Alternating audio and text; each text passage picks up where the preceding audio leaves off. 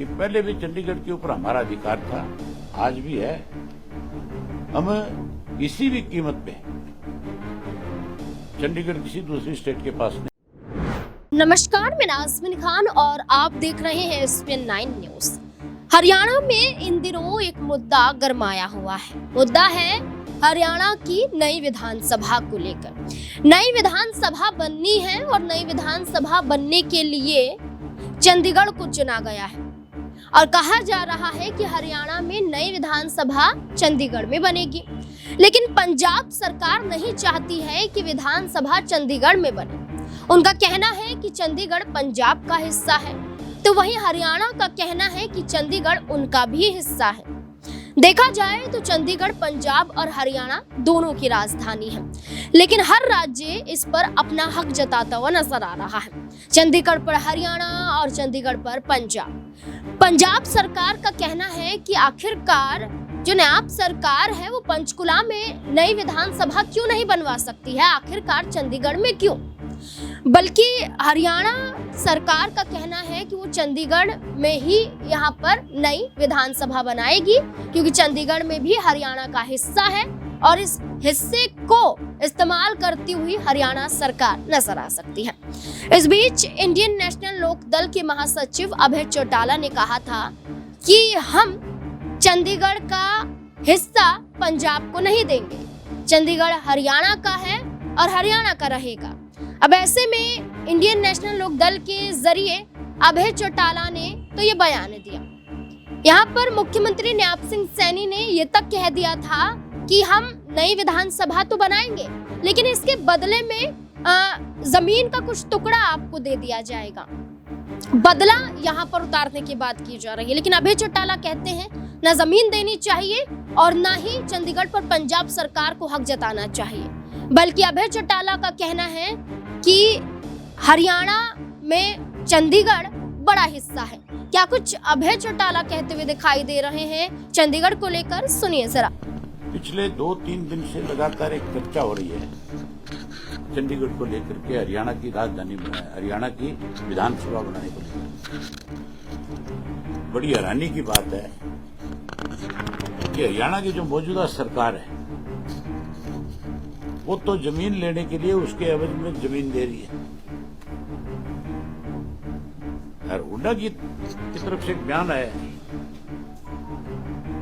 कि हमारा जो है 40% हिस्सा है चंडीगढ़ के ऊपर। 10 साल मुख्यमंत्री रहा है हुड्डा साहब को, मेरी ख्याल है आज भी चंडीगढ़ के बारे में पूर्ण जानकारी नहीं है। चंडीगढ़ जो है वो हमारा है, हरियाणा का है। जो शाह आयोग बना था, उस आयोग की जो रिपोर्ट आई थी, उस रिपोर्ट में शब्दों में लिखा हुआ था कि चंडीगढ़ हरियाणा को दिया जाए और 107 गांव हिंदी भाषी क्षेत्र के जो थे या वो दिए जाए। उसके बाद इंदिरा गांधी ने एक अवार्ड लागू करने का कोशिश करी थी, वो लागू नहीं कर पाई। इसको लेकर के फिर राजनीति हुई। फिर एक आपको ध्यान होगा राजीव लोंगोवाल समझौता हुआ था, जिसका चौधरी देवीलाल ने विरोध किया था। राजीव लोंगोवाल अंदर भी ये साफ लिखा हुआ था कि अगर चंडीगढ़ पंजाब को दिया जाएगा तो 107 गांव हिंदी भाषी क्षेत्र के हरियाणा को दिए जाएंगे, और उस पर रायशुमारी भी हुई थी उस वक्त। उसके इलावा पंजाब के एक मिनिस्टर का बयान आया कि हम 1 इंच जमीन नहीं देंगे। वो कहता है कि ये पंजाब के गांव के लोगों को उजाड़ करके बसाया गया चंडीगढ़ में। शायद उसको भी राजनीतिक ज्ञान नहीं है। ये जो खड़ का इलाका था, खड़ जो तहसील थी, ये अम्बाड़ा का पार्ट था। और अकेला खड़ नहीं, आपका जो रोपड़ तक का एरिया है वो भी अम्बाड़ा जिले का हिस्सा था। ये तो बंटवारे के वक्त के अंदर केवल राजनीतिक रोटियां सेकने के लिए कांग्रेस पार्टी ने पंजाब और हरियाणा के लोगों का विभाजन करना चाहा। उसके लिए हरियाणा को बचाने के लिए अगर किसी ने सबसे बड़ा संघर्ष किया, सबसे बड़ी लड़ाई लड़ी, चौधरी देवीलाल ने लड़ी। उनकी वजह से अलग हरियाणा प्रदेश में उन्हीं के संघर्ष की वजह से शाह आयोग की रिपोर्ट जो है, जिसको लागू होना चाहिए था, इंदिरा गांधी ने अवार्ड सुना करके कहीं चंडीगढ़ कहीं पंजाब को देने की प्रयास किया, उस वक्त चौधरी देवलाल ने विरोध किया। उसके बाद राजीव लोंगोवाल समझौता जो हुआ उसमें फिर चंडीगढ़ देने की बात आई। उसका विरोध अगर किसी ने किया तो चौधरी देवलाल ने किया, चौधरी ओम प्रकाश चौटाला ने किया।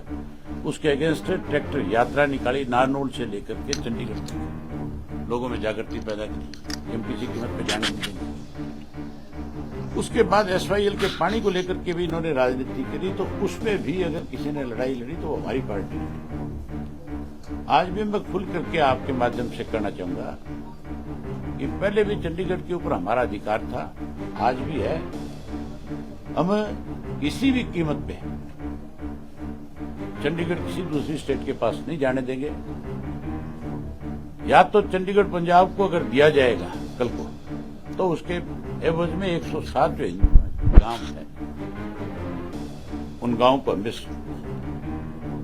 केंद्र की सरकार की तरफ से मिले। और अगर वो गांव नहीं दिए जाएंगे तो फिर हम अपना हक जो है वो किसी कीमत पे खत्म नहीं होने देंगे। इसके लिए चाहे कितना भी बड़ा लड़ाई लड़नी पड़े, कितना बड़ा संघर्ष करना पड़े, इसके लिए कोई कुर्बानी देनी पड़े, उससे भी पीछे नहीं हटेंगे।